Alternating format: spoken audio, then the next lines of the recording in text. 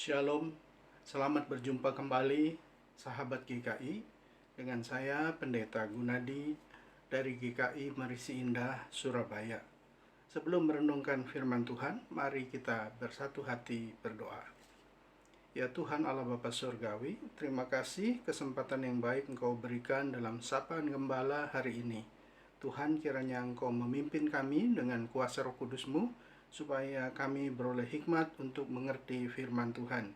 Berfirmanlah kepada kami Tuhan, sebab kami siap untuk mendengar. Di dalam Tuhan Yesus Kristus kami berdoa dan memohon. Amin. Firman Tuhan hari ini terambil dari leksionari GKI tanggal 24 September tahun 2020, yaitu Injil Lukas pasal yang ke-9 ayat 46 sampai dengan 48 demikian. Maka timbullah pertengkaran di antara murid-murid Yesus tentang siapakah yang terbesar di antara mereka. Tetapi Yesus mengetahui pikiran mereka. Karena itu ia mengambil seorang anak kecil dan menempatkannya di sampingnya dan berkata kepada mereka, "Barang siapa menyambut anak ini dalam namaku, ia menyambut aku, dan barang siapa menyambut aku, ia menyambut dia yang mengutus aku.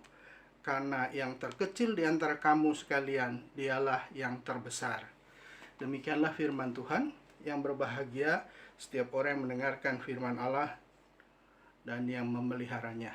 Tema hari ini adalah kerendahan hati, ketulusan hati. Saudara-saudara, ambisi adalah seringkali muncul dalam kehidupan kita. Ada berbagai macam ambisi dalam kehidupan. Misalnya saja ambisi yang bersifat jasmani atau duniawi. Ambisi untuk menjadi kaya, menjadi terkenal, mempunyai kedudukan yang tinggi. Ada juga ambisi yang bersifat rohani. Misalnya ingin menjadi orang Kristen yang terkenal, ingin menjadi orang Kristen yang paling banyak membaca firman Allah, ingin menjadi jemaat yang paling rajin, ingin dikenal sebagai orang yang memberikan persembahan yang paling besar, ingin menjadi pengkhotbah yang terkenal. Nah, ambisi untuk kaya bisa membuat orang melakukan apapun, termasuk misalnya korupsi, merampok, bahkan membunuh. Bahkan hal yang lebih negatif lagi menjadi bandar narkoba. Dan yang paling jahat adalah bagaimana ada orang yang menggunakan mendirikan gereja untuk tujuan menjadi kaya. Ambisi untuk mempunyai kedudukan yang tinggi bisa menyebabkan orang menggunakan bahkan kuasa gelap. Ambisi untuk mempunyai gereja yang besar, mempunyai jemaat yang banyak, segala macam cara dipergunakan. Misalnya dengan mengiming-imingi memberikan sembako setiap kali selesai kebaktian, supaya jemaat menjadi banyak jumlahnya. Ada juga orang berambisi mempunyai gelar yang banyak, sampai-sampai dia rela mengeluarkan uang hanya dalam tanda petik untuk memberi, untuk mendapatkan gelar.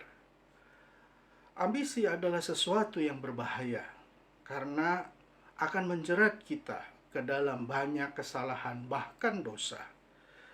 Bacaan kita hari ini, Lukas 9 ayat 46 sampai dengan 48, kita melihat ambisi menyeret para murid ke dalam pertengkaran. Seharusnya mereka memikirkan kekompakan, hal-hal yang rohani. Justru mereka bertengkar, berebut tempat atau kedudukan yang tertinggi. Dalam Lukas 9 ayat 47, Yesus tahu apa yang dipikirkan mereka, para murid. Walaupun mungkin para murid berdebat dengan diam-diam, tetapi Yesus tahu pikiran mereka. Idealnya murid-murid itu harusnya berusaha untuk menyenangkan dan memuliakan Tuhan.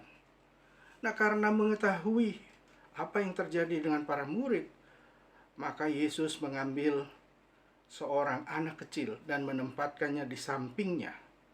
Siapakah anak kecil ini? Di dalam tradisi ada yang mengatakan dia adalah Ignatius waktu kecil, yang kemudian menjadi seorang bishop di Antioquia dan mati syahid pada tahun 107 Masehi di zaman Kaisar Trajan. Atau ada tafsiran yang lain mengatakan itu adalah kemungkinan anak Simon Petrus. Apakah dia itu Ignatius ataukah dia itu anak dari Petrus tidaklah terlalu penting, saudara-saudara. Tetapi yang jelas bahwa anak ini masih begitu kecil, karena di dalam tafsiran penelusuran ayat-ayat firman Tuhan dalam bahasa Yunani, maka anak itu kemungkinan baru berumur 2-3 tahun saja. Bayangkan anak sekecil itu. Maka anak itu sebenarnya dalam perikop ini adalah simbol kerendahan hati, simbol innocent, kepolosan hati.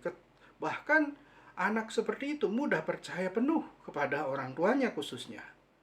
Nah, para murid yang berambisi mengharapkan kedudukan yang tertinggi, yang terbaik, status terhormat, justru oleh Yesus dinyatakan siapa yang mau menyambut Yesus, menyambut Bapa seperti menyambut harus seperti menyambut anak kecil ini. Menyambut Yesus dan Bapa harus seperti menyambut anak kecil itu. Sehingga dibutuhkan satu sikap kerendahan hati, kepolosan hati, tulus hati dalam menyambut Yesus. Bukan berambisi, bukan mencari kedudukan dan kehormatan.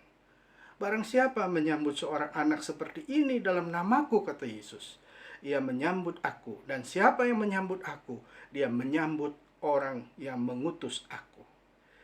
Siapapun kita yang mau menyambut Yesus dan menyambut kerajaan Allah, maka harus mempunyai kerendahan hati, harus mempunyai ketulusan hati. Semoga ketulusan hati dan kerendahan hati memenuhi hidup kita hari ini dan hari-hari yang akan datang. Tuhan memberkati orang yang hidup dalam kerendahan hati, menyambut Tuhan dengan kerendahan hati dan ketulusan hati. Tuhan memberkati kita semua. Amin. Marilah kita berdoa. Ya Tuhan Allah Bapa Surgawi, terima kasih ya Tuhan kalau firman-Mu mengingatkan kami bahwa kami harus belajar mempunyai sebuah sikap seperti seorang anak kecil di dalam menyambut Engkau, di dalam menyambut kerajaan-Mu, di dalam menyambut Bapa, supaya kami pada akhirnya boleh menemukan kebahagiaan. Berilah kepada kami ya Tuhan, sikap kerendahan hati, ketulusan hati dalam hidup kami sehari-hari, di tengah dunia ini, maupun di dalam pelayanan gerejawi kami. Sempurnakan firman-Mu Tuhan, pimpinlah kehidupan kami sepanjang hari ini, berikanlah dasar kerendahan hati dan ketulusan hati memenuhi setiap bagian hidup kami. Terimalah doa dan ucapan syukur kami di dalam Tuhan Yesus Kristus, Tuhan dan Juru Selamat kami. Amin. Sampai jumpa, Tuhan memberkati.